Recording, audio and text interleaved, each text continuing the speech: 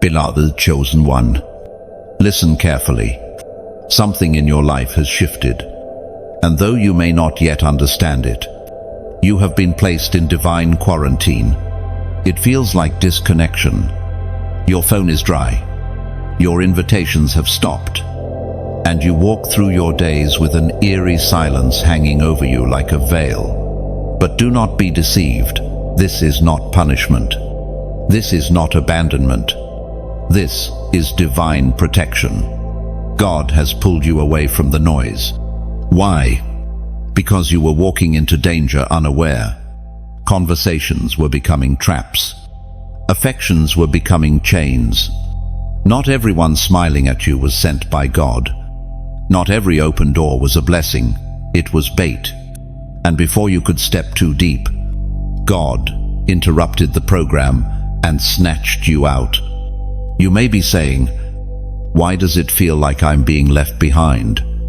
But you are not being left behind. You are being placed ahead. The silence around you is not emptiness, it is insulation. God has drawn a line around you that hell cannot cross. You are not in the desert, you are in the shadow of the Almighty. He has taken you offline so you can be reconnected to heaven's signal. Your heart is aching to explain your absence to others. But don't let them wonder. God didn't clear this move with them. This isolation isn't for them. It's for you. You've been too accessible, too reachable, too entangled, and heaven has now issued a lockdown, not out of fear, but out of fierce love. Don't confuse separation with rejection. God removes you to rewire you. He silences the crowd to awaken your calling. There is an anointing over your life that requires solitude. You are not common. You are not average. You have been set apart. And anything set apart must be handled with care. Some of you have been asking, why now? The truth is, heaven's calendar is not yours. What looks like delay to man is perfect timing in the spirit. God saw the darts forming behind your back. He saw the collapse being prepared around your feet. And instead of letting it hit you, He snatched you away. You didn't miss out. You were rescued. It was declared in Luke chapter 10, verse 19, "I have given you authority to trample on snakes and scorpions." You see, chosen one, authority begins with alignment. And alignment requires isolation. You cannot walk in kingdom power while still plugged into polluted systems. You cannot carry heavenly authority while still entangled with earthly agendas. That is why God has set you apart. He is detoxing your spirit from distractions. He is rewiring your soul for assignment. This isolation is your holy incubation. Inside it, your discernment sharpens. Your ears open. Your spirit awakens. The things that used to entertain you now repel you. The voices that once influenced you now feel foreign. Because God is changing your appetite, He is preparing you to digest truth at a deeper level. You are not just being kept, you are being cultivated. You may feel like nobody sees you, but heaven has not lost sight of you. Your angels are stationed. Your territory is marked. The silence is not absence, it's reverence. God is speaking louder than ever, but He is no longer shouting. He is whispering, because He has drawn you close enough to hear Him clearly. And still, part of you resists. You miss the old flow, the familiar patterns, the sense of inclusion. But know this, comfort is not your calling. You were never meant to blend in. God did not choose you to be popular. He chose you to be powerful.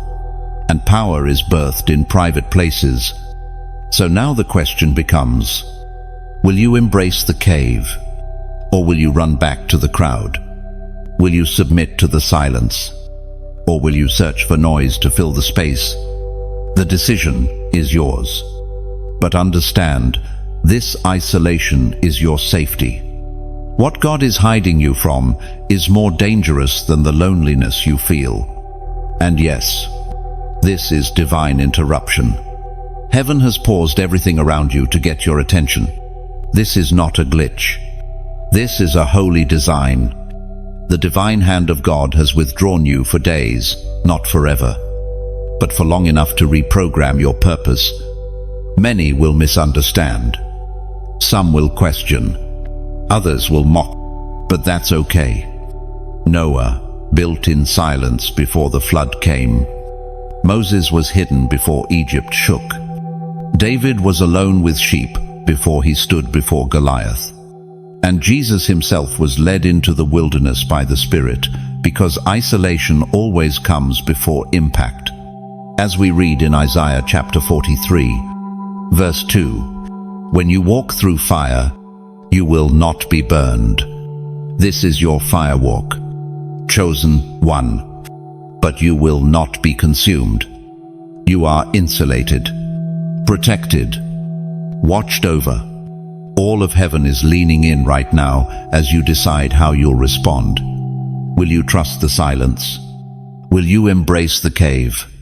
If this word touches your spirit, if you know deep down that this isolation is not a mistake, but a message, then comment the number 999 right now. That number is your prophetic act, your agreement that the cycle is ending and a new one is beginning. Before you move forward, pause and claim this moment. Comment 999 as a declaration. I trust God's isolation. I surrender to His plan. I am not lost, I am hidden. You're still here, chosen one, and that matters more than you realize. Because what you're walking through now is not a pause, it's preparation. This isolation you feel, it's sacred. God has declared this space around you holy, and He's not sharing it. Not with your old circles, not with your comfort zones, not even with your past self. This is sacred ground. Your bedroom has become a sanctuary. Your silence is a temple. And every tear you've cried alone is incense rising to heaven. You may not have realized it, but heaven has marked this season of your life as sacred. Not because of what you have done, but because of what He is about to do through you. Your days of depending on others to validate you are over. Your strength was never supposed to come from how many people clap when you speak. It was always meant to come from the secret place. And now that God has you away from the crowds, away from the applause, away from the performance, He can finally begin the real work. This is the place where titles fall off, where egos die, where the masks can no longer survive. You are face to face with who you really are, and that's exactly what God wanted, because it's in this rawness that real transformation begins. You've been misunderstood, even by those who were supposed to know you best. And that pain, that was a tool. Every betrayal, every ghosted conversation, every unanswered message, it was all part of the strategy. God didn't just allow it, He scheduled it. Because nothing reveals purpose like pain, and nothing matures purpose like isolation. This is where God burns off what no longer belongs. Pride cannot survive here. Comparison dies here. Fear loses its grip here. Because in this silence, you are being stripped down to the essentials. And what remains is the unshakable, undiluted, God-breathed version of you. As Paul reminds us in Ephesians chapter 2, verse 6, God raised us up with Christ and seated us with Him in the heavenly realms. This season is not happening to you. It is happening for you. You've been seated in a higher place. Even if your natural life feels like it's standing still, the stripping is part of the seating. The isolation is part of the elevation. You cannot rise with baggage. And so heaven is helping you let go. Let go of needing to be understood. Let go of who left. Let go of what didn't work. You've outgrown that level. And the awkwardness you feel is a sign that your spirit refuses to shrink back into old versions of you. That old wineskin cannot hold what God is about to pour. Every hour you spend in this divine separation is an hour where angels are ministering, where chains are quietly breaking, where old ties are being severed. You may not see it, but heaven is active. And soon, very soon, what's been happening inside you will begin to manifest around you. This sacred ground is not where you stay, it's where you're shaped. It's where identities are corrected, where confidence is birthed, where you learn to live without needing permission to obey God. The wilderness is not a curse, it's a gift, because in this dry place, you're about to drink from a well that never runs dry. You'll come out with clarity. You'll come out with oil. You'll come out with discernment that makes deception tremble. This season isn't subtracting, it's multiplying. But before you increase, you must decrease. That's what the sacred ground does. It burns away every layer that won't survive the next level. The world only celebrates what it can see, but heaven invests in what is unseen. And right now, God is investing deeply in you, in the quiet. While others chase exposure, you've been chosen for depth. And in a world full of noise, God is building in silence. You are that structure. You're not losing time, you're gaining eternity. Every surrendered moment becomes a seed in the soil of the sacred. And though the world may not yet recognize what's happening, all of heaven is holding its breath. Because once this part of the process ends, nothing will be the same again. So stand still. Chosen one, remove your shoes, not literally, but spiritually. Let reverence fill the spaces where anxiety once lived. Let awe settle where panic used to thrive. God is not punishing you. He's positioning you. This is sacred ground. Chosen one. There are dangers you never saw, plots formed behind your back. Schemes laced into kind words. And snares hidden in plain sight. And yet, here you are. Not because you were smarter, but because you were covered. God saw what you didn't, and He moved swiftly. This isolation you're experiencing, it's not just a spiritual sabbatical, it's divine extraction. You were on the brink of a spiritual ambush. The enemy had set a timeline. A perfect storm of distraction and deception. And just when it was about to hit, God pulled you out. It felt like a sudden shift. Friends disappear. Plans collapsed. Conversations that once flowed now feel dry. But God wasn't reacting. He was protecting. He knew that staying connected to those environments would contaminate your calling. So He isolated you before you became infected. You wanted clarity, but God gave you distance, because distance reveals more than closeness ever could. In proximity, deception is harder to see, but from a distance, what was hidden becomes visible. And right now, heaven has elevated you just high enough to see what you were too close to discern. Every ignored text, every cancelled meeting, every sudden silence from people who once cheered you on, it wasn't coincidence. It was coordination. God choreographed your exit. He let the connection die so your destiny could live. You are not where you were, and you cannot go back. As we see in Psalm 91, verse 3, "Surely He will save you from the fowler's snare and from the deadly pestilence." You were being hunted, but the enemy's GPS failed because God hit the hide button on your soul.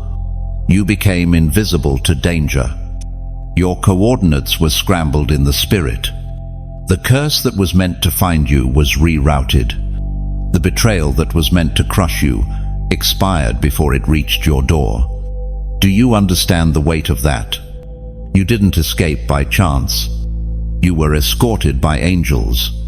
You didn't just happen to avoid disaster, you were shielded from it by design. And that's why you can't move hastily. This isolation is a sanctuary. The war around you is still raging, but you are covered under the cloud. There's a reason why every time you tried to force a reconnection, it felt wrong. Why reaching out to certain people felt like dragging yourself back into a cage. God has already changed the locks on those doors. What once welcomed you now rejects you because your spirit has outgrown that room. This is not rejection. This is preservation. Chosen one. This is your warning not to return. You've come too far. You've shed too much. You've been preserved for such a time as this. Hell wanted you distracted. Hell wanted you tied to the wrong tribe, but heaven stepped in, and your isolation became your shield. You were never meant to blend in. That's why it's been so hard to stay hidden in old environments. You are a fire hazard in dry places. Your spirit irritates the demons in others. Your purity exposes hidden motives. Your very presence shifts atmospheres. And that's why God pulled you out, because your light was being dimmed by familiarity. Some of you are still grieving what you thought was a loss. But let this awaken you. What you thought you lost was really what was sent to delay you. The voices you miss were not helping, they were holding. The connections you long for were really leashes, dressed up as loyalty. You've been marked, and marked. People are hunted. But heaven does not allow marked people to be mishandled. You've been moved to a safe place in the spirit. Yes, it's lonely. Yes, it's quiet, but it is holy. And above all, it is safe. In this space, God is doing a deep work.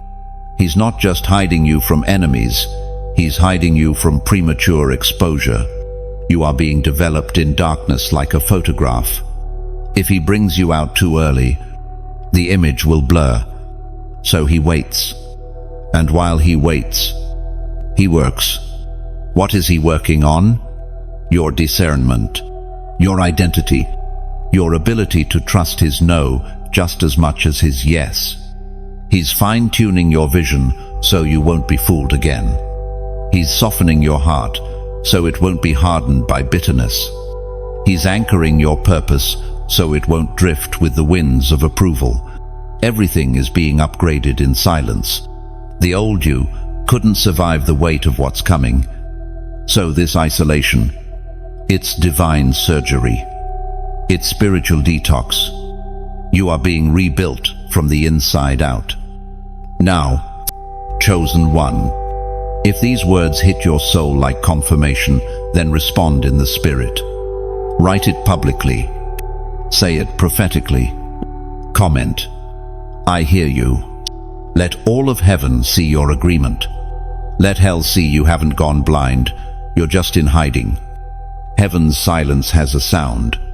It's the sound of strategy unfolding in dimensions beyond your senses. It's the hush of angelic movement, the sacred quiet that follows divine instruction. And right now, you are in it.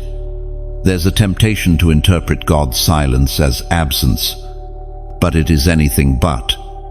You are not being ignored, you are being enveloped. Hidden in the cleft of the rock, like Moses. Shielded from what your eyes are not yet ready to see. The silence you feel is the sacred pause before manifestation. God isn't speaking loudly because He already spoke. You're not in the dark, you're standing in what He declared. You're walking through the echo of previous instructions. That last whisper from heaven, that was your roadmap. That's why you haven't heard new directions, because you haven't finished walking out the last ones. This part of your journey is more about obedience than clarity. Faith is not always accompanied by fresh words, it's often sustained by the last word. And many times, the silence is not punishment, but proof that God trusts you to walk without constant prompting. The most powerful moments in Scripture happened in places where heaven seemed quiet. Joseph, thrown in prison, heard no angelic chorus, but he was still in the center of God's will. Esther, standing silent in the palace, didn't have thunder rolling, but she was positioned to shift a nation. Silence, in the life of the chosen, is not emptiness, it's tension before glory. And so, you're being taught something sacred. How to trust when you cannot trace. How to follow when your steps feel invisible. How to remain faithful when every sign around you screams retreat. The silence is shaping your spirit into steel. Because God does not birth generals in comfort, He trains them in the wilderness. You were never meant to live off prophetic words alone. There's a deeper nourishment that comes when the voice of God seems still, yet your feet keep moving. That's called spiritual maturity. That's what separates the casual from the called. And you, chosen one, are being made into someone hell will no longer be able to deceive. It was declared in Deuteronomy chapter 8, verse 2. Remember how the Lord your God led you all the way in the wilderness these 40 years, to humble and test you in order to know what was in your heart. What is being revealed in this silence is what truly lives in your heart, not your mouth, not your Instagram bio, your actual, private, hidden motives. Do you serve because it's seen? Or do you worship in secret when no one applauds? That's what heaven is watching. You may think nothing's happening, but in reality, everything is. Your mind is being renewed. Your emotions are being healed. Your vision is being adjusted. And most of all, your dependence on external validation is being severed. You are being anchored in God alone.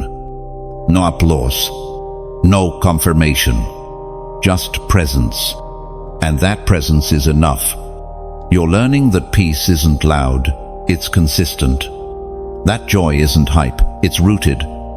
That strength isn't volume, it's obedience under pressure. You are learning to hear God in the stillness. And that is a level of intimacy that many never reach. This silence is also separating you from the noise of comparison. You're no longer checking who's ahead or who seems more blessed. You've stopped looking sideways and started looking upward. And that's when God begins to trust you with secrets, when He knows your eyes are no longer wandering. Even the waiting is doing something. The fact that you haven't quit, even in the void, is a weapon. Every day you choose to trust. You're building something eternal. It may feel slow. It may feel silent. But heaven is measuring your faithfulness in the dark. Chosen one. God's silence is not an accident. It is the sound of divine restraint. He could tell you everything, but then you wouldn't learn to trust. He could open every door, but then you wouldn't learn to push. He could answer every question, but then you wouldn't grow. So instead, He watches and waits as you mature. This is the womb of your next level. Though it feels like a void, it's actually a vault, protecting what's being formed. And when it's time, when you've been shaped to handle what's next, the silence will break like morning over darkness, but not a moment sooner. So wait well. Wait like you know He's near. Wait like Moses' head bowed, shoes off, trembling before a bush that burned but was not consumed. Because in the stillness, in the hush, in the pause, God is present. You're hidden because you're marked. Chosen one. Do you understand the weight of that? God hides what he marks. He does not parade power before it's ready. He does not expose glory before it's guarded. And right now, you are not being overlooked, you are being shielded. This isolation is a vault, not a prison. God has tucked you away because what's inside you is too valuable to be tampered with. The anointing on your life has made you a target. You were never just another face in the crowd. You've always carried something disruptive to darkness. Your silence makes demons nervous. Your obedience, even in hiding, is shattering generational curses. And your very existence frustrates the plans of hell. That's why this isolation had to happen, because your light was becoming too visible without sufficient protection. Heaven doesn't broadcast preparation. God molds in mystery. He develops in shadows. When David was anointed, he didn't walk straight into the palace. He went back to the fields, alone, forgotten by men, but not by God. As we read in 1 Samuel chapter 16, verse 13, "So Samuel took the horn of oil and anointed him. And from that day on the Spirit of the Lord came powerfully upon David." David was marked and immediately hidden. So don't misread your current solitude. You've been marked for something sacred. The isolation is confirmation, not condemnation. And you're not the only one who's felt it. Moses knew the desert. Elijah knew the cave. Paul knew prison. Jesus knew Gethsemane. Silence has always been the sanctuary of the chosen. You keep asking, why can't I be like everyone else? Because you're not. What would destroy others? God has chosen you to overcome. What would break the average soul? You were designed to outlast. You were marked before your first breath. And every storm, every rejection, every silence was a signal from heaven. This one is different.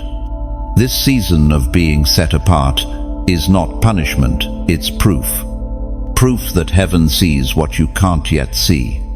Proof that you carry too much glory to remain exposed. When God marks a vessel, he first hides it. When God chooses a warrior, he first silences the noise. So here you are, wrapped in divine silence. And while others mislabel your season, heaven is building your name in rooms you haven't entered yet. You are being prepared behind the veil, because when the curtain lifts, there will be no time to catch up. You will either be ready or not. That's why now is so critical. Chosen one. Lean in. Stop fighting the pull away. Stop mourning what God removed.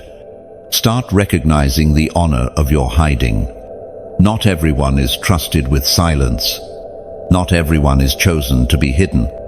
This is your wilderness of refinement, and it is holy. In this stillness, God is doing more than protecting. You're being sharpened. Your discernment is growing stronger. Your hearing is becoming clearer. Your vision is being cleansed. You are learning to recognize wolves dressed as supporters. You are being trained in silence, so you'll move in wisdom. This is why your circle got smaller. This is why the text slowed down. This is why the familiar now feels foreign. You've been upgraded without fanfare, promoted without announcement. But when the time comes, the unveiling will speak louder than any applause ever could. And here's the truth. When God finally releases you from hiding, you won't have to force doors open. They'll swing wide on command. Not because of your charisma, not because of your connections, but because of your covering. Now, to those reading this right now and resonating with every line, if your spirit confirms this is your season of hiding, your moment of refining, then we invite you to stay connected. Subscribe so you don't miss what's coming next. There's more prophetic fire being released. This is only the beginning of your unfolding. Like and share this message with someone else who's been hidden and doesn't know why. You may be the confirmation they've been begging heaven for. Let this word travel far, not for fame, but for freedom. And if this ministry blesses you, consider sowing into the mission. We're called to spread prophetic clarity to every corner of the earth. Your support helps us do that. Even a small gift makes a massive difference. Let God lead you. But above all, comment. Let your presence be known. Don't just scroll past. Take a stand and speak. Let the silence know you are still here. Let your enemies know you are still standing.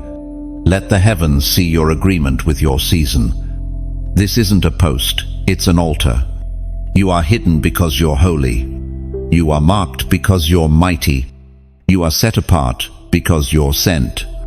And soon, very soon, your season of unveiling will begin. But not a moment before the refining is complete. Until then, stay hidden, stay holy, and stay obedient. Chosen one. The number of your old cycle is coming to a close. Heaven is not only isolating you, it is finishing what was. You felt the shifts, the closings, the weight of things unspoken. That is not your imagination. That is spiritual confirmation. God is declaring, this cycle is complete. You've been asking, why do doors feel sealed? Why can't I go back to what once worked? Because that chapter is over. You are standing on the border of something brand new, but you can't enter it, dragging the leftovers of what should have been buried. This isn't delay, it's divine closure. Heaven doesn't repeat cycles. It finishes them. And right now, that familiar ache you feel, that's the tearing of old soul ties. That's the final break of old identities. That's the release of every weight that was never yours to carry. God is declaring over you, it is finished. This is why everything feels uncomfortable. When something ends in the spirit, your physical world begins to shake. The people you once depended on grow silent. The places you once felt safe become strange. Your habits no longer satisfy. Your dreams begin to disturb your sleep rather than comfort it. That's because the womb of your old season is closing and heaven is pushing. You are being delivered into destiny. It was written in Isaiah chapter 43, verse 18-19. Forget the former things, do not dwell on the past. See, I am doing a new thing. Now it springs up. Do you not perceive it? That is what God is whispering to your soul. Do you not perceive it? This moment of isolation isn't about being alone, it's about seeing clearly. You are being awakened to the truth that where you were no longer serves where you're going. Chosen one, the shift is irreversible. God has issued a cease and desist order to your past. That's why what once worked now breaks.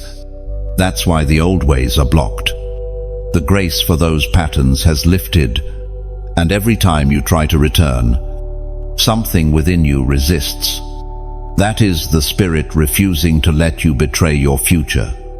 You may have loved parts of your past, but not all of what you loved was pure. Some of it was comfort rooted in compromise. And now the wilderness is stripping that comfort away, so you can finally breathe the air of purpose. The ache you feel, it's sacred. You're mourning the end of a version of yourself that can't survive the next level. You're grieving the loss of things that felt like home, but were secretly holding you hostage. It's okay to feel that loss. It's okay to be confused. But don't misinterpret the pain of pruning as punishment. God only cuts what's about to multiply. He only breaks what he's about to rebuild. This season is about surrender. You don't need to understand every detail. You just need to trust the instruction. The silence, the isolation, the detours, they are heaven's blueprint, not spiritual glitches. You are being hand-guided through the birthing canal of your next. That's why your connections are shifting. Heaven has unplugged you from every unholy alliance. The people who can't go with you are being distanced, not because you hate them, not because you're better, but because your calling is different, and different requires distance. This is your wilderness, but it is also your womb. You are not dying. You are being delivered, not breaking down, you are breaking through. And very soon, the promise will be visible. But before that happens, you must align your spirit with the fact that the old season is finished. So now, chosen one, it's time for you to prophesy with your fingers. If you know this is you, if your spirit confirms that the old cycle has ended and a new one has begun, then comment the number 444. This is not superstition. It's alignment. That number is heaven's signature of stability, foundation, and divine transition. It means the door behind you has closed, and the one ahead is being built under your feet. Comment 444 to mark the shift. To say, with boldness, I will not return. I will not look back. I agree with heaven. This cycle is complete. Heaven is listening. Hell is trembling. And the future is waiting. The silence that surrounds you has become more than just an absence of voices. It has become your altar. You didn't choose this place. But now that you're here, heaven is requiring something sacred. You are not merely being asked to wait. You are being asked to lay something down. Isolation always invites sacrifice, not the kind others can see, but the kind that costs you something deep. This is the hidden altar, where your will wrestles with God's, where the fire doesn't fall on words, but on surrender. What are you being asked to place on the altar in this season? Pride, control, the need for validation, the ache for revenge, or maybe the hardest one of all, your timeline. The altar never asks for what's easy. It demands what's holy. And what's holy is rarely what's comfortable. Abraham was called to offer Isaac, not because God needed a sacrifice, but because Abraham needed to prove to himself that nothing rivaled his obedience. And now, here you are, standing on your own Mount Moriah. No crowds, no applause, just you and the fire. The longer you're in this place, the clearer it becomes. This is not about punishment. It's about purification. What God is doing inside of you in this sacred quiet will become the oil that sustains your next season. But the oil only flows from pressed places, crushed places. Surrender the places. As we see in Romans chapter 12, verse 1, offer your bodies as a living sacrifice, holy and pleasing to God. This is your true and proper worship. That is the essence of this moment. This isolation is not wasted, it is worship. Every time you choose to stay instead of escape, every time you stay still instead of striving, every time you forgive instead of retaliating, you are placing something holy on the altar, and heaven sees it all. You may be surrounded by silence, but there's a roar in the spirit. Your surrender is echoing in heaven's courts. Angels are bearing witness, and God, who sees in secret, is preparing to reward you in ways that eyes have not seen and ears have not heard. But first, the altar must be filled. What you lay down now is not lost. It becomes seed. Every act of obedience in this hidden place is a down payment on what God is building. You're not burying your hope, you're planting it, and the harvest will come. in time, in season, and when it does, it will break every curse of delay and destruction that tried to cling to you. The altar is also where you release what you cannot carry into your future. Some griefs have lingered too long. Some memories have held you hostage. And though they're familiar, they're fatal. Let them go. Leave them on the altar and walk away whole. This is your sacred transaction. No one else may see it. No one else may understand. But heaven understands. And in this exchange, you are trading weight for wings. You are laying down pain and picking up purpose. The isolation is doing more than keeping you safe. It's creating space for sacrifice. God had to remove the noise, so you'd have room to bow. He had to strip the distractions, so you'd finally place your full self on the altar. And when you do, fire will fall. Not the fire of destruction, but the fire of presence. The same kind that led Israel by night. The same kind that consumed the offerings of Elijah on Mount Carmel. The same kind that lit the upper room in Acts.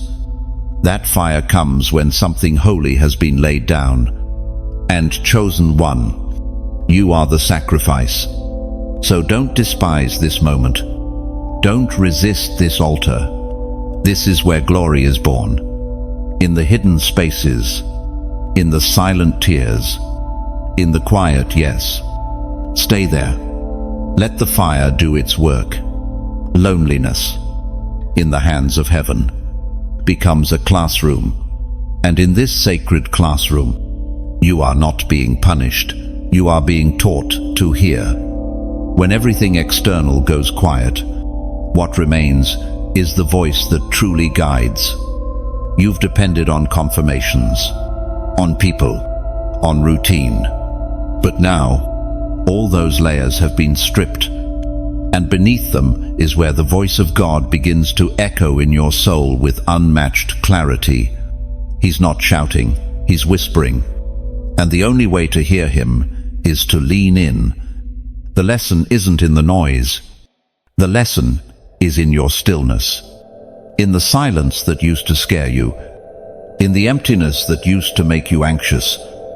This is where heaven instructs those marked for more. This is where destiny becomes audible. In the wilderness, Israel had no distractions, only a cloud by day and fire by night.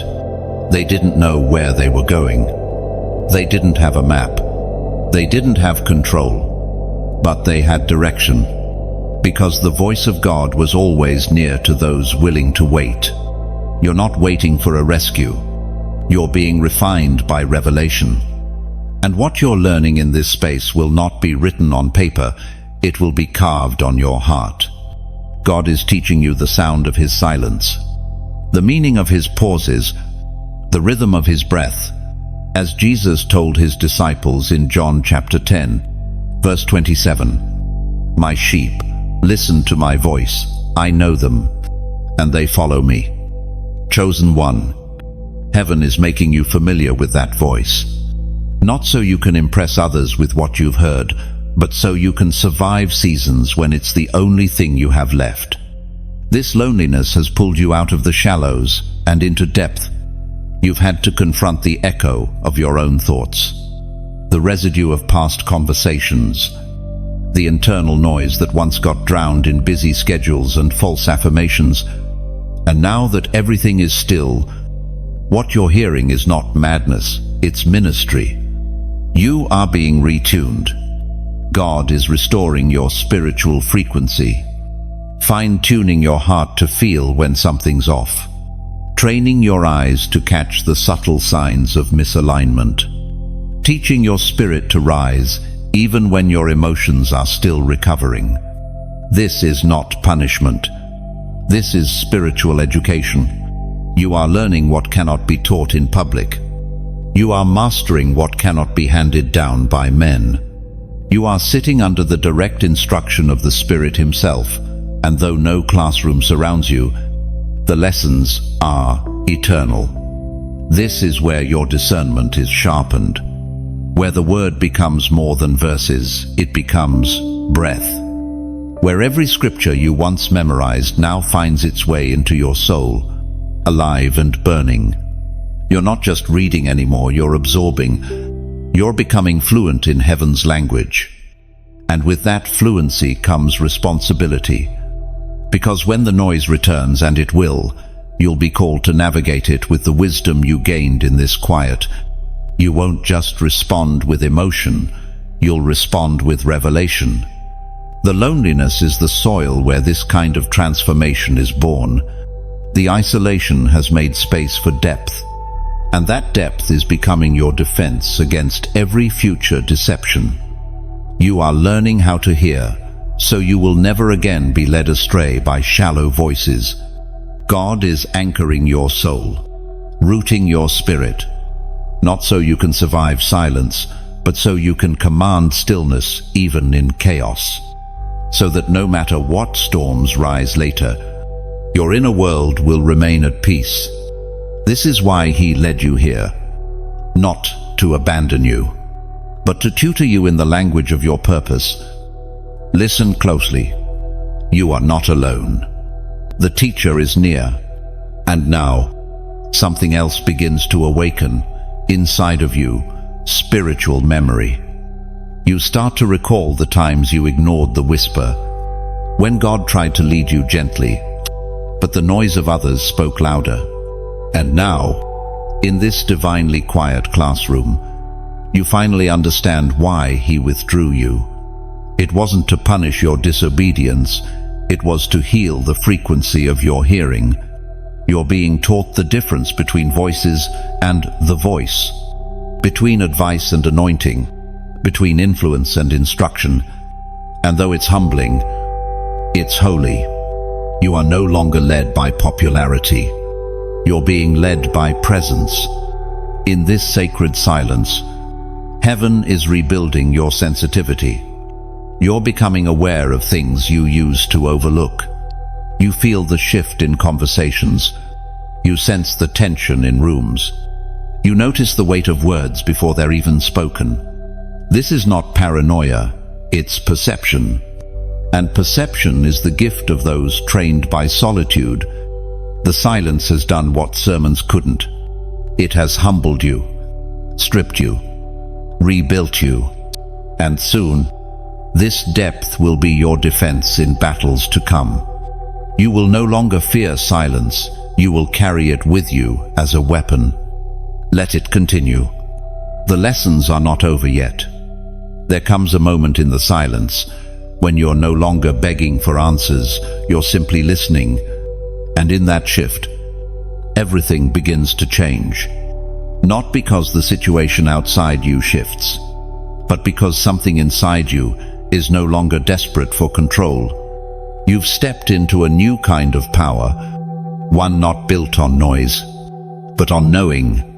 You no longer chase signs, you interpret silence. You no longer need external validation to confirm internal truth. And though you feel alone, you are more aligned than ever. Your steps feel smaller, slower, quieter, but they are more precise. Heaven has recalibrated your movements.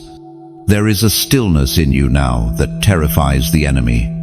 You are no longer reacting, you are responding. Because in the absence of the crowd, you have recovered your authority. Do you feel it? The calmness, the steadiness. That's not numbness, it's maturity. The emotional chaos that once overwhelmed you now meets a still soul. You're no longer ruled by fear. You've been grounded in presence.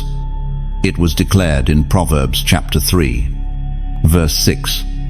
In all your ways, acknowledge Him, and He will make your paths straight. And now, every step you take feels heavier, not because of burden, but because of clarity. You walk like someone who knows they carry glory. You move like someone who has nothing to prove. You speak with fewer words, yet greater weight. God has stripped away your dependence on speed. You no longer need to rush to prove you're progressing, because progress now looks like peace. It looks like knowing when to speak and when to remain silent.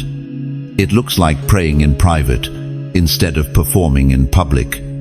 This is spiritual maturity, and you've earned it not through performance, but through endurance, through every lonely night, through every unanswered prayer, through every test of obedience.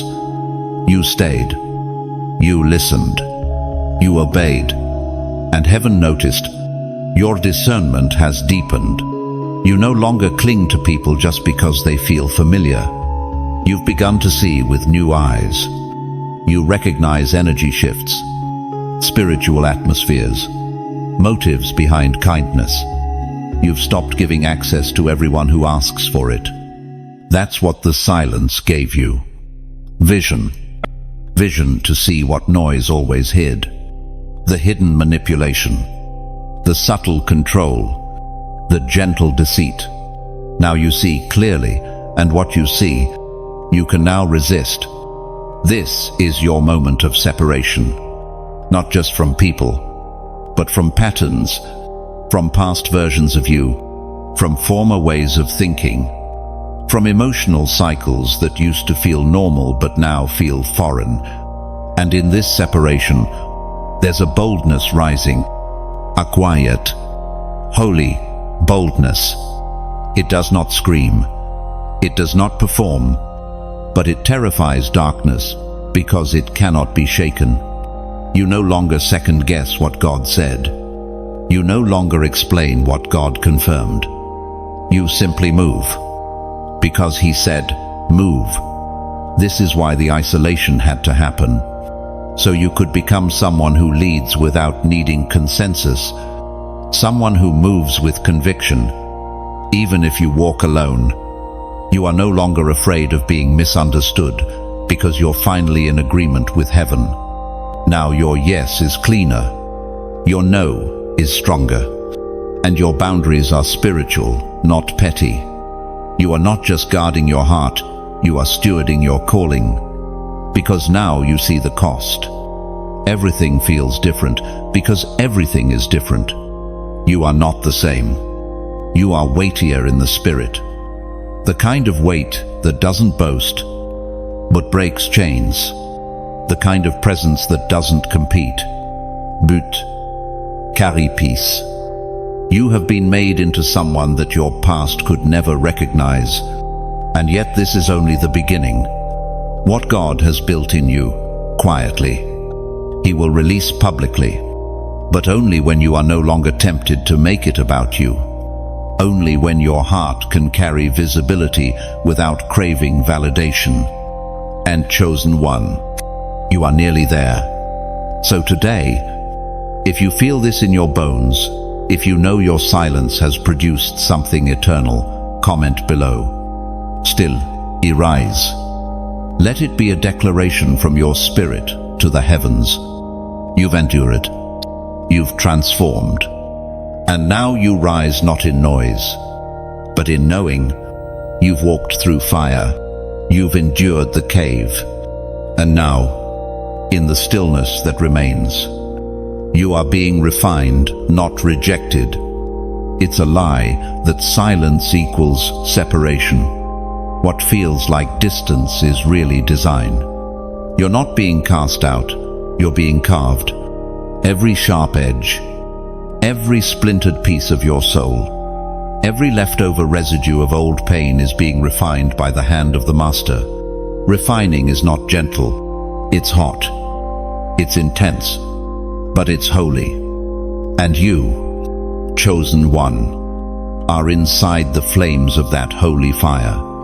The refining fire doesn't come to destroy, it comes to distinguish. It doesn't consume you. It consumes what cannot remain. The pride that crept in, unnoticed. The fear that disguised itself as caution. The bitterness that wore the mask of boundaries. All of it is being burned. And in its place, purity is rising.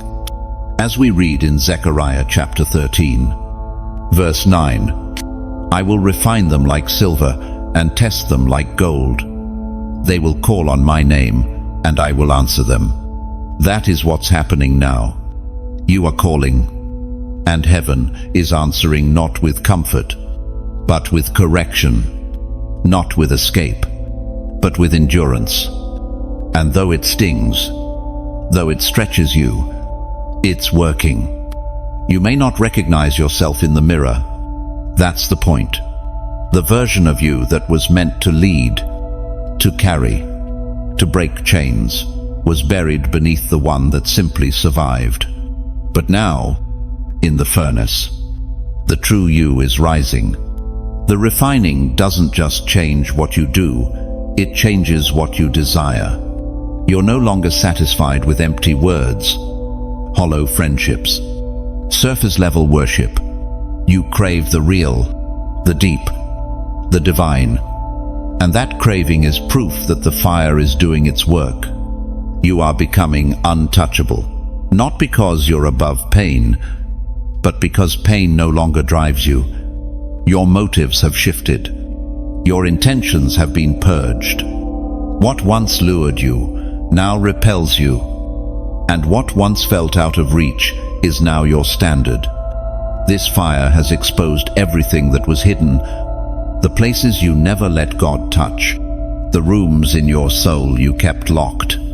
But now, the light is in every corner. Nothing is untouched. And that's why it hurts, because this isn't surface change. This is transformation. The people around you may not understand it.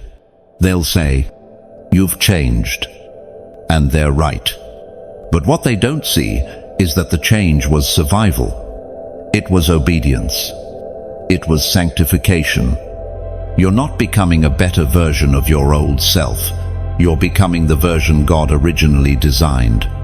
And once you've been through the fire, you don't walk like everyone else. There's a stillness in your step, a reverence in your words, a caution in your spirit. You've seen too much. You've endured too much. And you've lost the luxury of pretending. You're not trying to impress anymore. You're not performing. You're not looking for validation. You're anchored.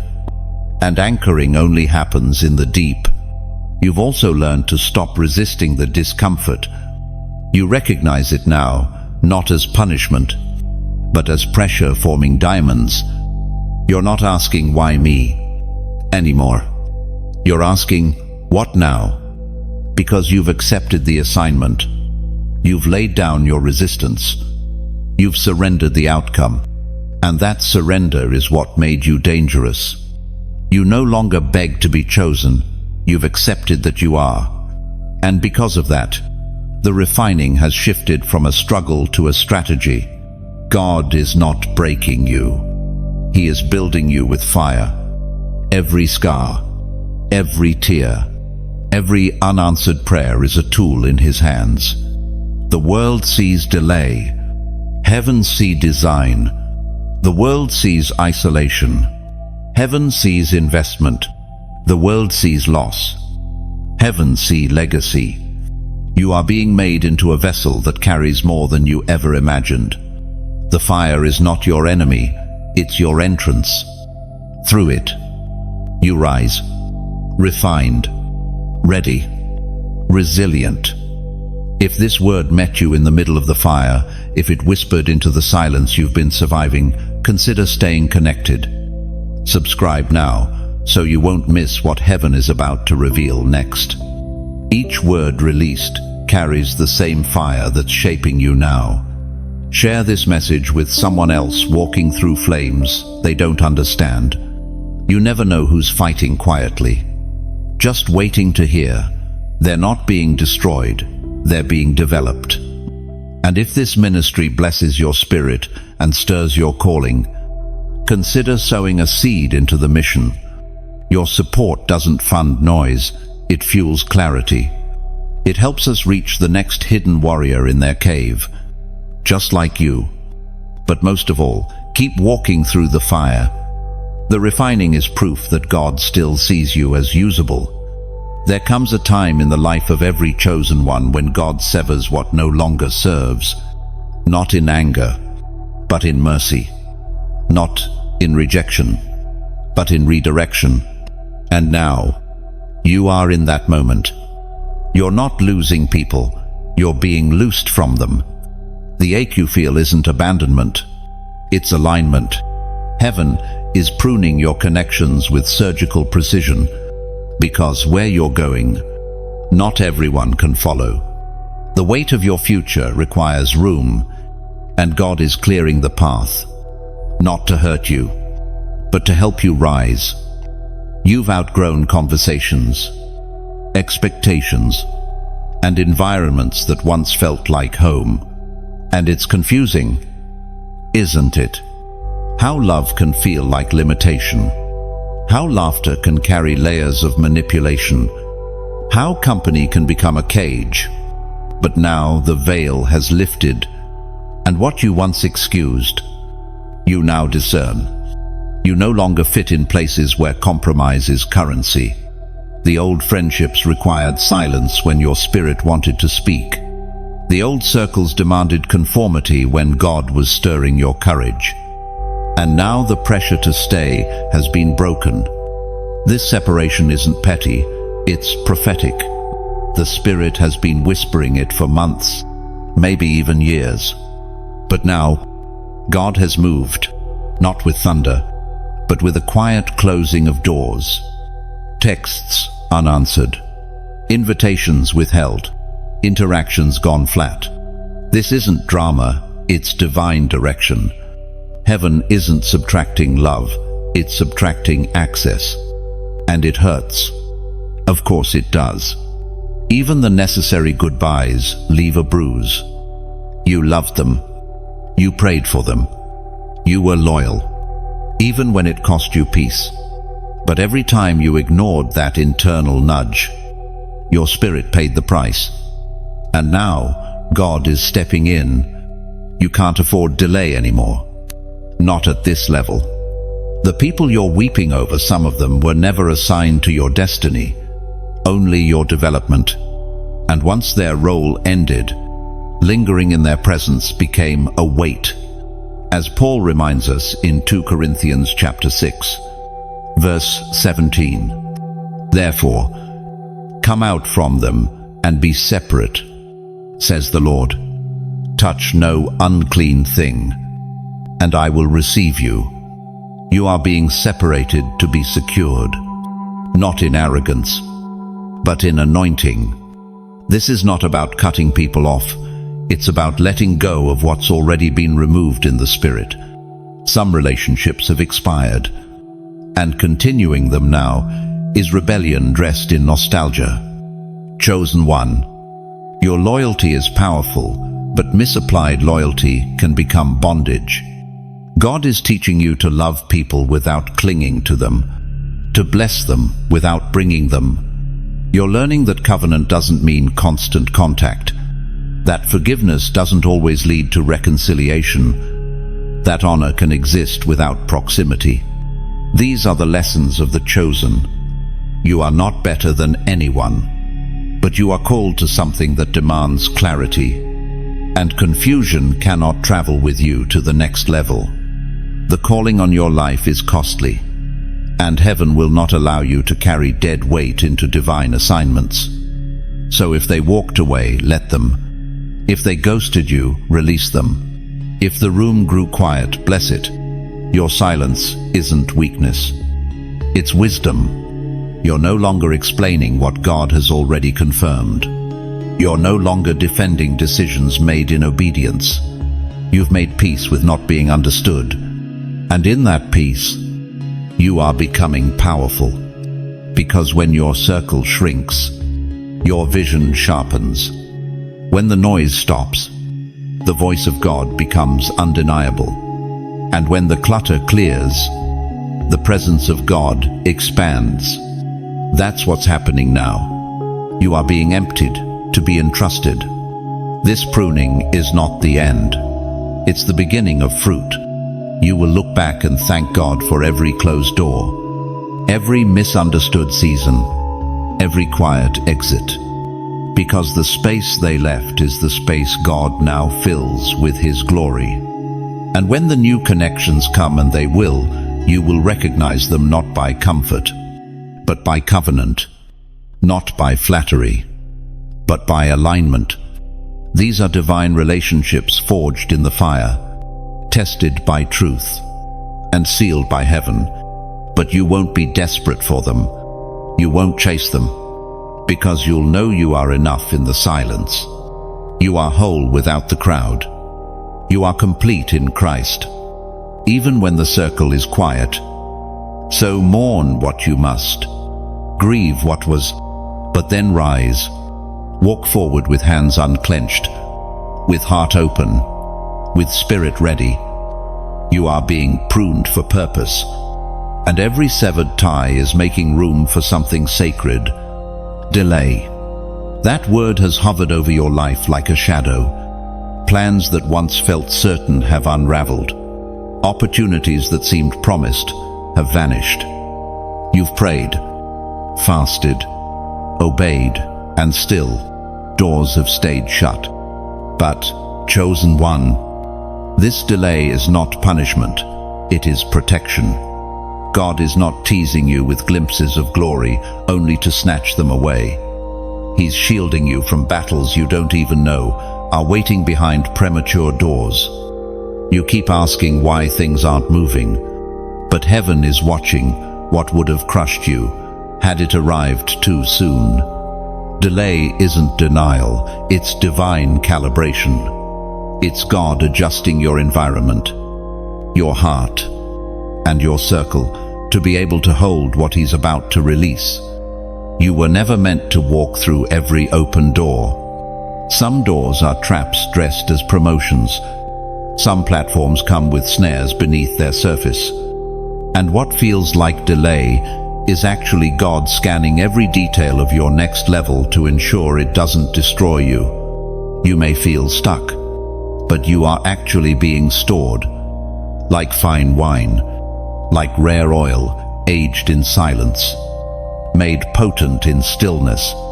As David wrote in Psalm 27, verse 14, "Wait for the Lord, be strong, and take heart, and wait for the Lord."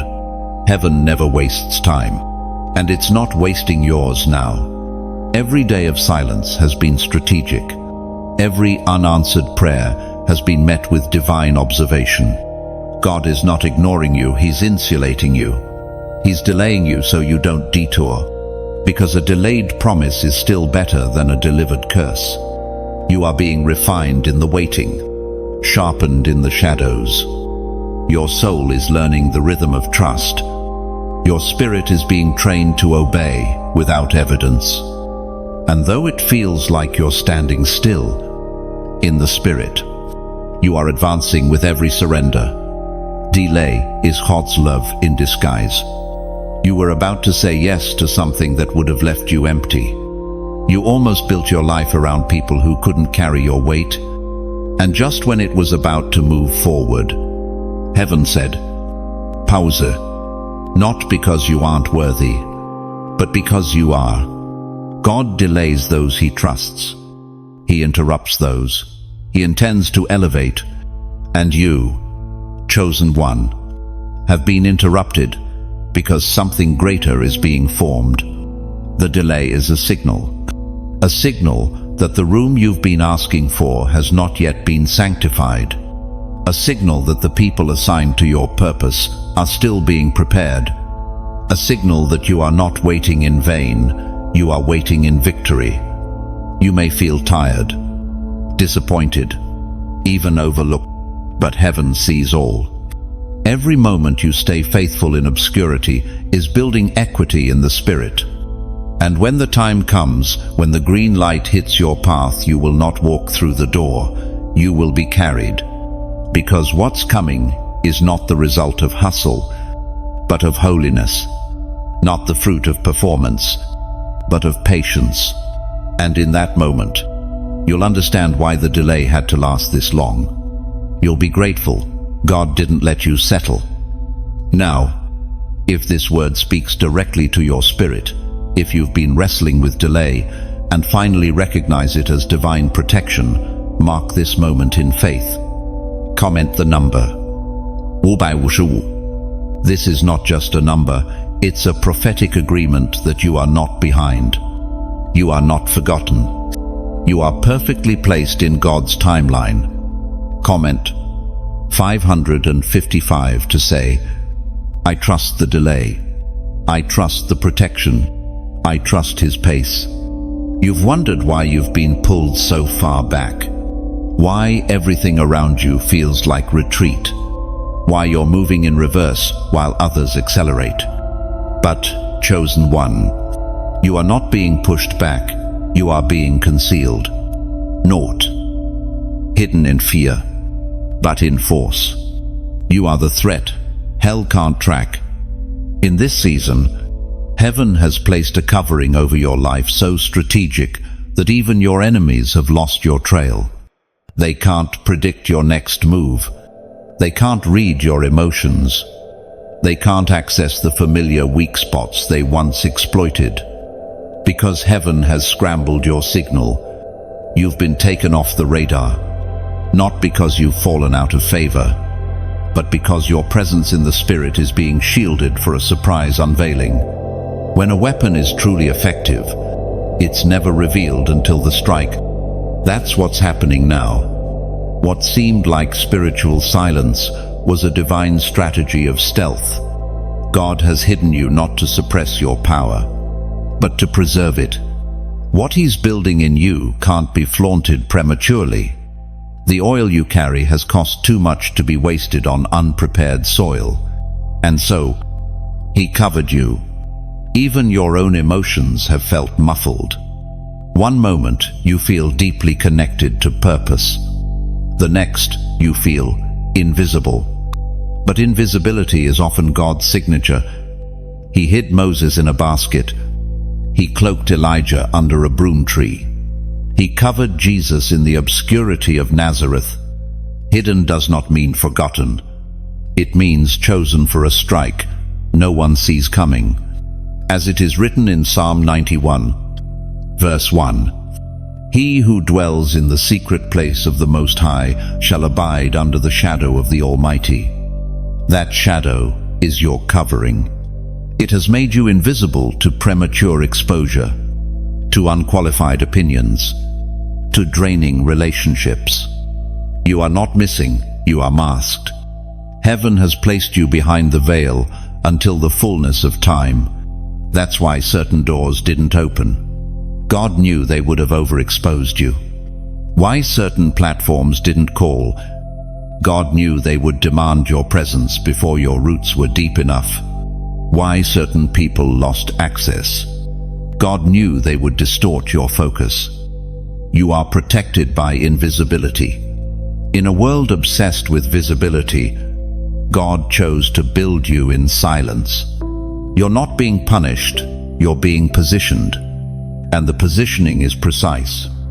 Every delay, every reroute, every lonely season is a mark of divine targeting. Because when you finally emerge, it won't be gradual, it will be sudden.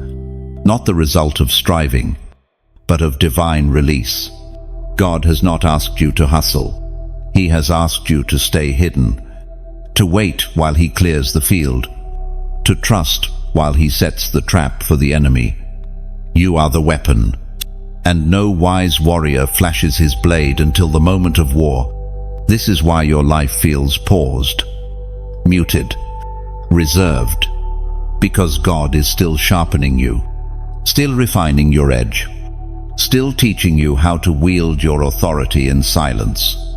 The enemy hoped you would be exposed before you were ready, but God shut the door, covered your light, pulled you into the depths. And now, even the darkness that once tracked your bloodline has lost your scent. You have become untraceable, not because you've disappeared, but because heaven has disguised you, camouflaged your anointing until the moment of glory. And that moment is approaching. You are not behind schedule, you are beneath the shadow. And Beneath that shadow, strength is returning. Identity is awakening. Discernment is being honed. You are learning how to move without explanation, how to advance without validation. You are discovering what it means to be chosen and unseen at the same time. And soon, when the unveiling comes, there will be no denying the hand that covered you. Everything is breaking. The foundations that once felt solid are shaking. Routines that used to ground you now feel foreign. The comforts that once soothed you now stir unrest. But do not fear the fracture. This dismantling is divine. You are being dismantled to be rebuilt. Not to harm, but to heal.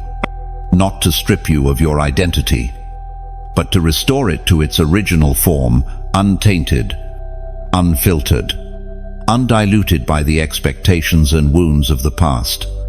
For too long, your structure has been shaped by survival. You learned how to adjust, how to minimize yourself to fit, how to carry weight you were never built for. But now, heaven is undoing the architecture of self-preservation so it can reconstruct you by divine design.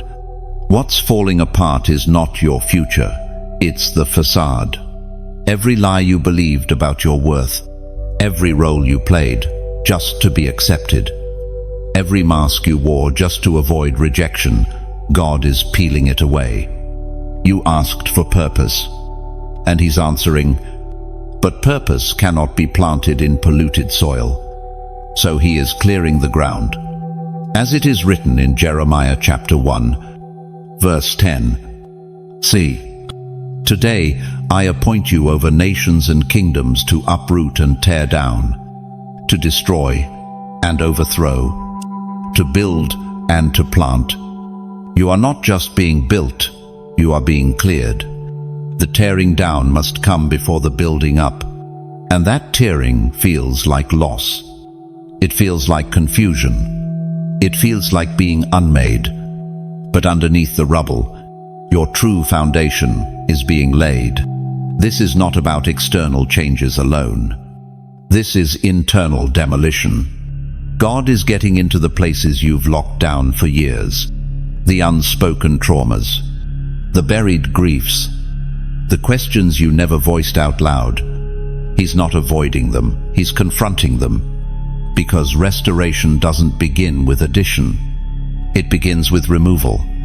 He's removing the voices in your head that sound like shame. The inner dialogue that tells you you're too late, too broken, too far gone. He's interrupting the loops of unworthiness and silencing the echoes of every word that wounded your identity. The breaking is the beginning, and it's not just spiritual, it's emotional. You're being retaught how to feel without fear, how to cry without shame, how to release without guilt. You are learning to live, not just exist, to breathe, not just perform, to receive, not just strive. But before the new rhythm comes, the old patterns must be shattered. You've become too accustomed to carrying burdens, carrying expectations, carrying silence. And now, God is removing your need to carry anything that doesn't align with your calling. You are being dismantled so you can be whole. Yes, whole. Not impressive, not palatable, not admired whole. And wholeness comes at a cost. The cost of letting go of what made you feel safe but secretly kept you stuck. The cost of walking away from identities handed to you by wounded people. The cost of facing the parts of yourself you've avoided. Chosen one. The breaking is not your end. It is your rebirth. What you feel right now is the weight of glory pressing out the dust. The trembling you sense in your soul is the echo of heaven reordering everything. It's uncomfortable. It's unpredictable. But it is holy. And it is necessary. You asked God to use you. But before He can do that, He must first make you usable. That's what this season is about. He's stripping the ambition laced with insecurity, the gifting buried beneath comparison, the service contaminated by striving. He's unearthing what's real, what's pure, what's untouchable by public opinion and indestructible by personal failure. What emerges from this breaking won't be the version of you others remember. It will be the version God always intended. And that version doesn't chase, she stands. He doesn't beg, he builds. They don't shrink, they shine. Because once you've been rebuilt by the hand of God, no man can take credit, and no enemy can dismantle what heaven has fortified. You are not being ruined, you are being rerouted. The old version of you was based on survival. This new one is built on surrender. So let it break, let it fall, let it collapse in sacred silence. Every crumble is calculated. Every fracture is forming something eternal. You are not losing yourself. You are finally becoming. And when the dust clears, what remains will not just be stronger. It will be sacred. The shift has begun. You may not see it with your eyes yet. The room may look the same. The routine may feel unchanged. But something deep in your spirit knows. The atmosphere has shifted. The isolation is lifting. The refinement is completing. The divine hush is giving way to the sound of forward motion. Heaven has turned a page in your life. What you've endured wasn't random. It was a season of sacred construction. And now that the tearing down has done its work, the building up is beginning quietly, strategically, undeniably. This is not just another season. This is a threshold, one you cross with reverence, not rush. One you enter with discernment, not desperation. Because everything you do from this point forward carries new weight. You're no longer speaking from theory, you're speaking from transformation. You were hidden, yes, but now the hiding becomes revealing, not of your image, but of your authority, not of your talent, but of your testimony. And the world will not see the same version of you they once knew. As we read in Isaiah chapter 60, verse 1, Arise, shine, for your light has come, and the glory of the Lord rises upon you. This is the moment the glory begins to rise. The light is not just on you, it's within you. Your words carry a different vibration. Your walk leaves a different imprint. You no longer ask for space. You command it with your presence. Not because you're loud, but because your silence has been filled with power. And now that you've endured the crushing, the oil is flowing, not just for your benefit, but for the benefit of others. The healing that came to you in private will now become healing for others in public. You've become a carrier of divine fragrance, and everywhere you go, something will shift, not because you try, but because you are. You are the shift. You are the light in dark rooms. You are the anchor in unstable places. You are the answer to someone else's prayer. And it's not pride to say that it's obedience to walk in it. But understand this, the same silence that matured you must remain inside you. The noise will return. The distractions will test your focus. Visibility will tempt you to perform. But now you know better. Now you've tasted something purer. You've learned to move from rest, not rush. To respond to the Spirit, not to pressure. To build with heaven's tools, not man's approval. And this is what makes you unstoppable, not perfection, but alignment. The enemy hoped the fire would burn you. He didn't realize it would brand you. Now, every scar you carry is evidence that you've been touched by glory. You no longer try to hide the pain, you testify through it. You no longer resent the silence, you honor it. Because it shaped you into someone hell can no longer handle. This is why you must remain rooted. The season is shifting, but the posture remains surrendered, watchful, yielded. That's how you sustain the oil. That's how you remain effective when doors open and platforms expand. Because open doors without inner order lead to collapse. But you've been ordered in secret, refined in quiet, prepared with precision. And now, God can trust you with more responsibility, more influence, more clarity, more territory. But you'll take none of it for granted. You'll carry it with clean hands and a steady heart, because you know what it cost. You know what you had to release. You know what had to die for this version of you to live.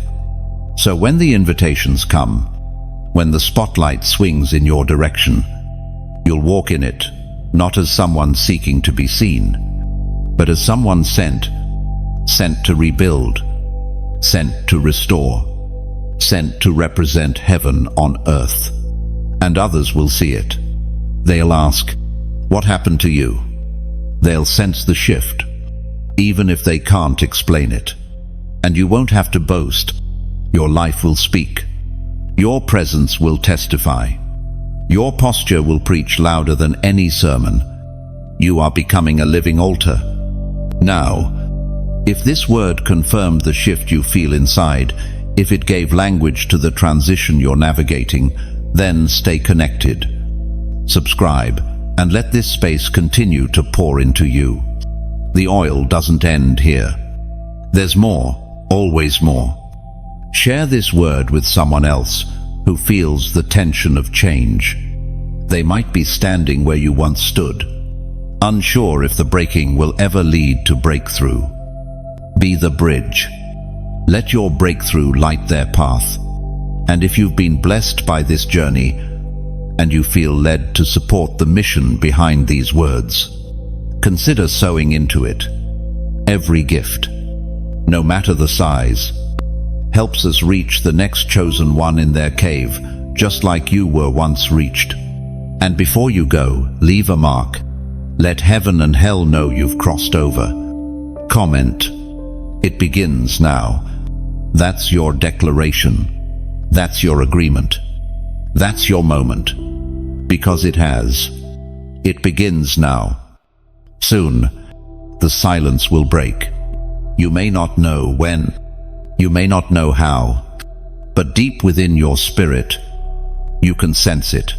The stillness is preparing to give way to sound. The same divine hush that taught you to listen is now shifting into a new cadence.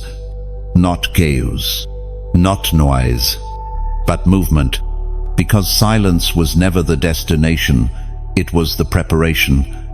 God never intended for you to remain hidden forever. The shadow was not your prison, it was your protection.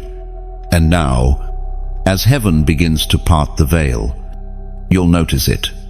Subtle first, almost like the cracking of dawn, but real, definite, inevitable. He's about to speak again, not just to you, but through you.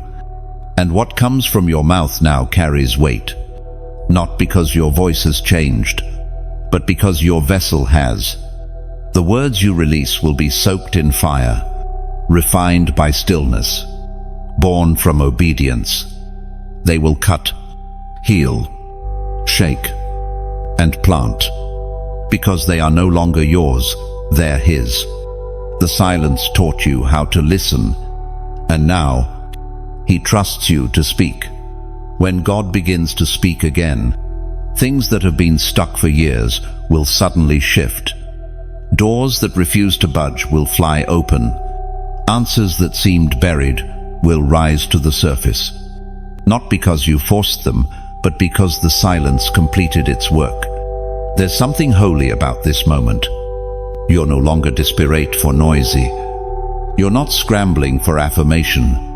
You've come to appreciate the quiet so much that when God speaks again, it won't be just a relief, it'll be a release. Not just of information, but of instruction. The next word you hear from him will be directional. It won't be to soothe you, it will be to send you. The quiet was for healing. The word will be for walking. This is when the stillness turns into steps, not in haste, but in confidence. You'll walk forward, not because things make sense, but because the silence trained your spirit to trust.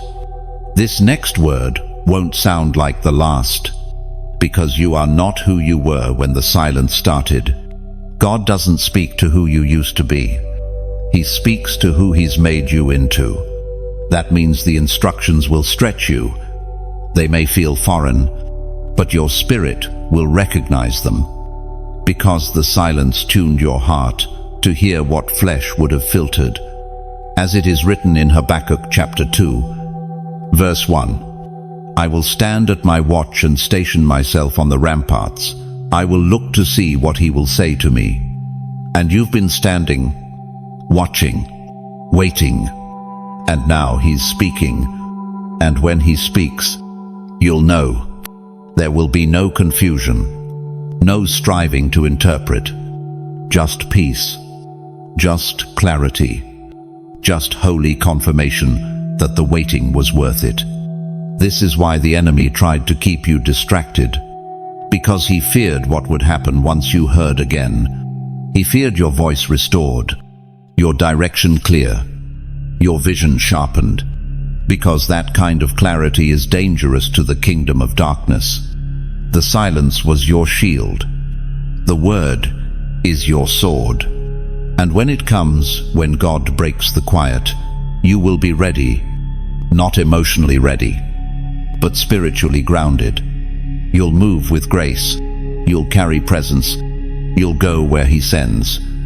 Speak what He says. And you won't look back.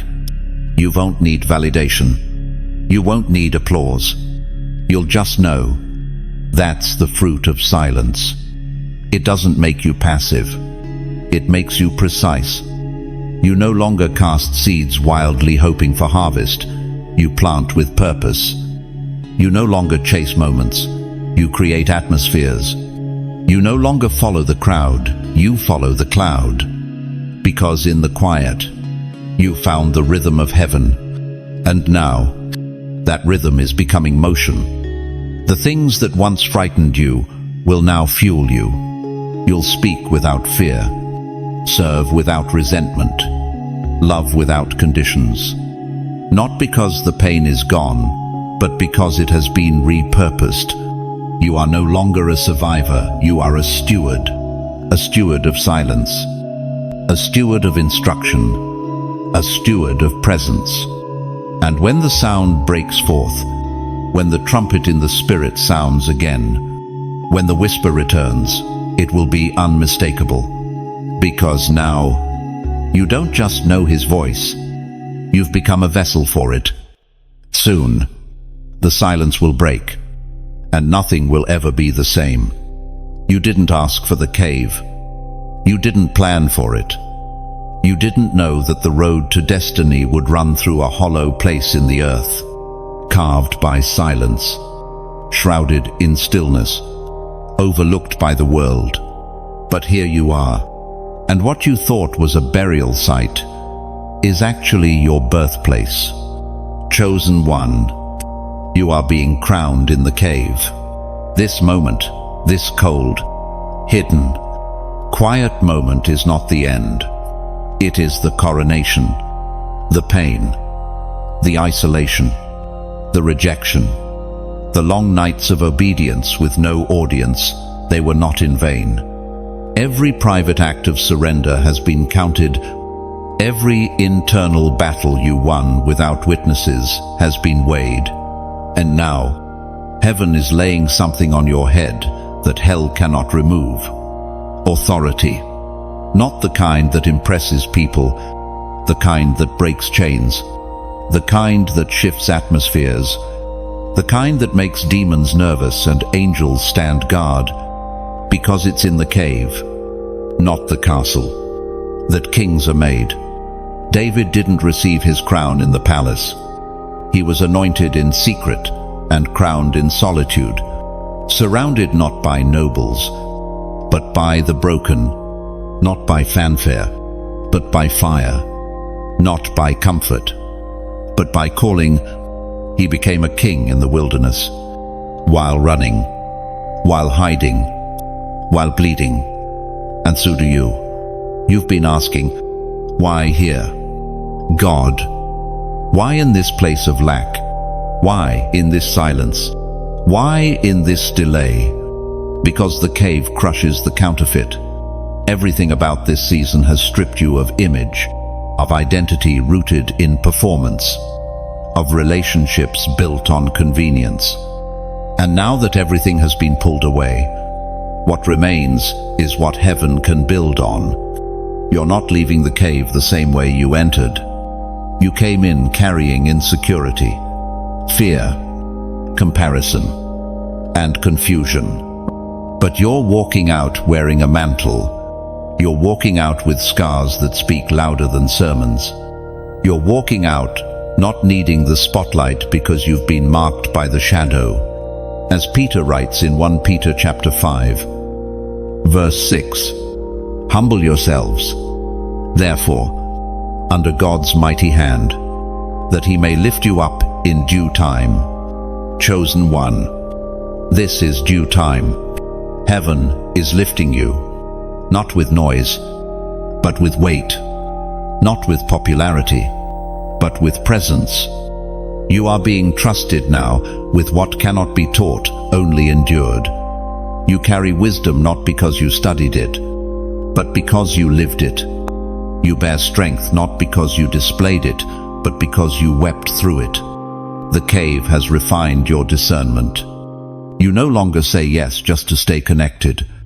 You no longer chase people who don't recognize the oil. You no longer explain your silence to those committed to misunderstanding your surrender. You've stopped defending your process.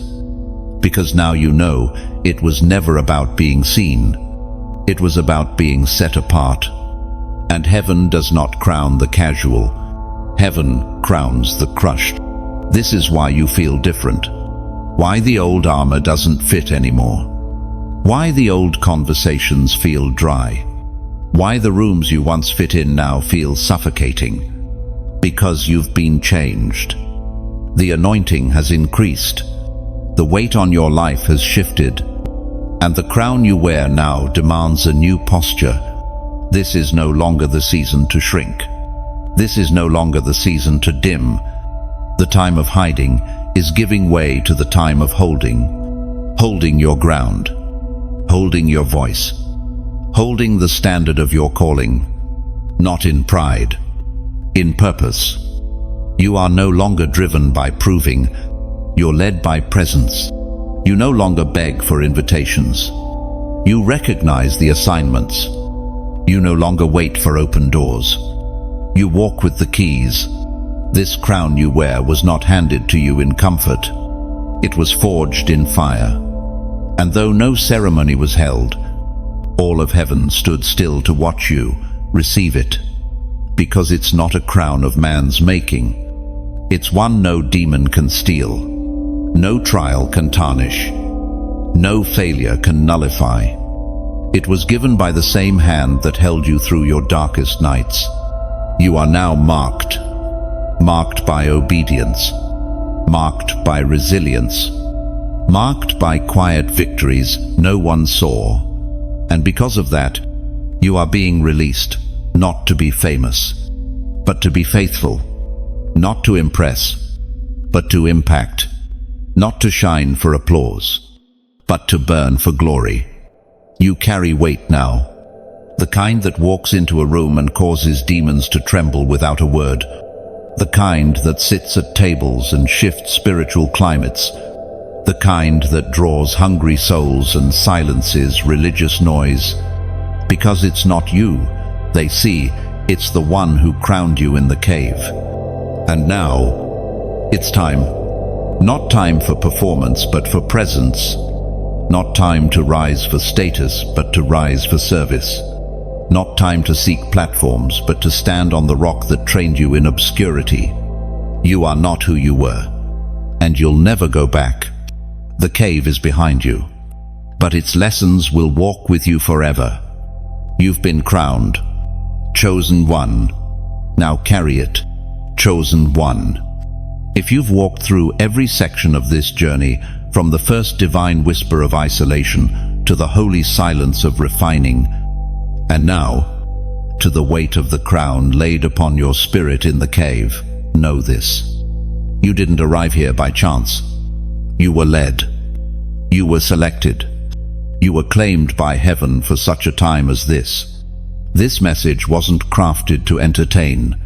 It was forged to awaken, to remind you of what God never forgot, who you truly are beneath the wounds, the waiting, the warfare. You were never broken. You were being built. You weren't overlooked. You were being armored in secret. And now, crowned in the cave, you walk out, changed. If this word echoed what God's already been whispering to your spirit, don't leave this moment silently. Let your agreement rise. Comment below. I receive this word. Speak it boldly. Let heaven record it and hell recognize it. Share this message with someone still in the shadows. Someone who thinks the silence means they've been forsaken.